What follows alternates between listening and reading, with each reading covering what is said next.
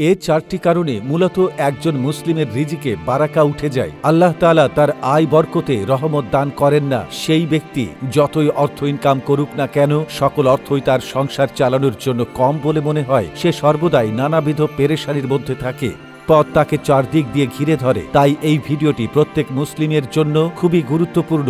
কারণ আমরা যত টাকাই ইনকাম করি না কেন, যদি আল্লাহ তাআলা সেই ইনকামে বারাকা না দান করে, তাহলে সেই ইনকাম আমাদের কোনো কাজেই আসে না। তাই আপনি যদি একজন মুসলিম হয়ে থাকেন, ভিডিওটি সম্পূর্ণ দেখবেন। আজকে আমরা আলোচনা করব দলিল সহ কোরআন ও হাদিস থেকে এমন চারটি কাজ সম্পর্কে, যে কাজগুলো আপনি একজন মুসলিম যদি করে থাকে, তাহলে আল্লাহ তাআলা তার রিজিকের বারাকাত তুলে দেন। তাই ভিডিওটি শেষ পর্যন্ত দেখুন। তার আগে আপনাদের কাছে ছোট্ট একটি প্রশ্ন করতে চাই, যে কি হালাল ভাবে ইনকাম করেন? যদি করে থাকেন তাহলে অবশ্যই একবার আলহামদুলিল্লাহ বলবেন। প্রিয় দর্শক, চলুন তাহলে ভিডিওটি শুরু করা যাক। আল্লাহ তাআলা যেমন আমাদেরকে হালাল হারাম চিনিয়েছেন, ঠিক তেমনি ভাবে আমাদেরকে জানিয়ে দিয়েছেন যে আমাদের কোনো কাজে তিনি সন্তুষ্ট হন এবং কোনো কাজে আয়ুতে বরকত দান করেন এবং কোনো কাজে তিনি অসন্তুষ্ট হন। ঠিক এমনই আল্লাহ তাআলা অসন্তুষ্ট হন সেই কাজগুলোর মধ্যে প্রথমটি হল এক, আল্লাহর অবাধ্যতা এবং পাচারে লিপ্ত থাকা। আল্লাহর আদেশ অমান্য করা, পাচার করা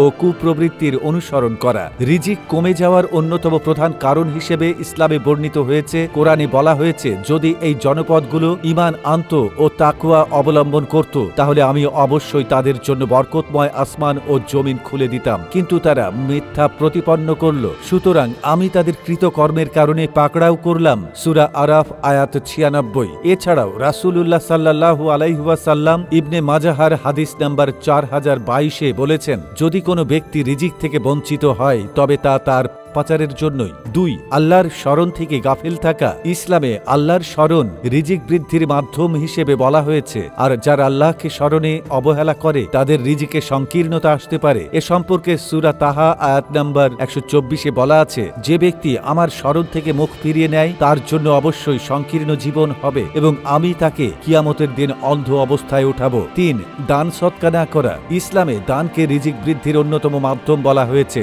যারা আল্লাহর পথে দান সৎকা করতে কার্পণ্য করেন, তাদের রিজিকে বরকতের অভাব হতে পারে। এ সম্পর্কে সূরা সাবা আয়াত 39-এ বলা আছে, আর তোমরা যা কিছু করো আল্লাহর পথে ব্যয় করবে, আল্লাহ তার বিনিময় দিবেন, আর তিনি সেরা রিজিক দাতা। এছাড়াও রাসূলুল্লাহ সাল্লাল্লাহু আলাইহি ওয়াসাল্লামের সহিহ ও মুসলিম হাদিস নম্বর 2588-তে বলেন, তোমরা দান সৎকা করো, এতে সম্পদ কখনো কমে না, বরং বৃদ্ধি পায়। 4, সৎ উপায়ে রিজিক অর্জনে অবহেলা করা। ইসলামে নিষিদ্ধ ও হারাম উপায়ে রিজিক উপার্জনকে নিষিদ্ধ করা হয়েছে। অন্যায় পথে রিজিক সংগ্রহ করলে তার বরকত চলে যায় এবং সংকীর্ণতা আসে। এ সম্পর্কে সূরা বাকারার আয়াত নম্বর 168-তে বলা আছে, হে মানবজাতি, তোমরা জমিনের যা হালাল ও পবিত্র যা খাও এবং শয়তানের পদাঙ্ক অনুসরণ করো না, নিশ্চয়ই সে তোমাদের প্রকাশ্য শত্রু।